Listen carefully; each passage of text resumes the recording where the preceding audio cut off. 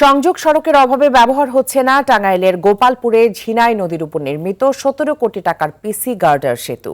ব্রিজটির সুবিধা না পেয়ে যাতায়াতে চরম ভোগান্তিতে পড়েছেন স্থানীয় বাসিন্দারা। তাদের অভিযোগ, সংযোগ সড়ক নির্মাণ না করেই কাজ ফেলে চলে গেছে ঠিকাদারি প্রতিষ্ঠান। টাঙ্গাইল থেকে কামাল হোসেনের পাঠানো তথ্যচিত্রে আরো জানাচ্ছেন আব্দুল হামিদ।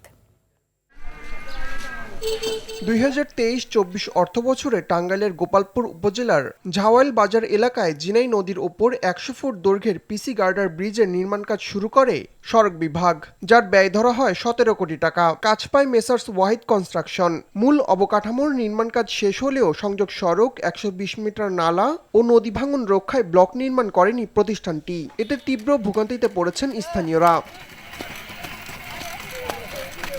সেতুটির সুবিধা না পেয়ে ক্ষুব্ধ এলাকাবাসী। ব্রিজের আগাগোড়া এগুলা ঠিকঠাক করে না, একটা ভ্যান যাইতে পারে না, আসতে পারে না।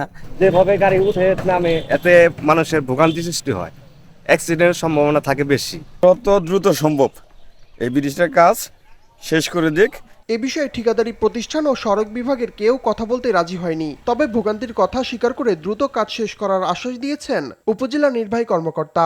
অ্যাপ্রোচ সড়কটা হয় না বিধায় এটা যাতায়াতের জন্য যথেষ্ট অসুবিধা হচ্ছে। সেতু নির্বাচন আমরা আমাদের পক্ষ থেকে মোটামুটি গাড়ি উঠার নামার এখন ব্যবস্থা করা হয়েছে, কিন্তু অ্যাপ্রোচ সড়কটা খুবই জরুরি। জনদুর্ভোগ লাঘবে যত দ্রুত সম্ভব ব্রিজটি ব্যবহার উপযোগী করার দাবি স্থানীয় বাসিন্দাদের। আব্দুল হামিদ, RTV।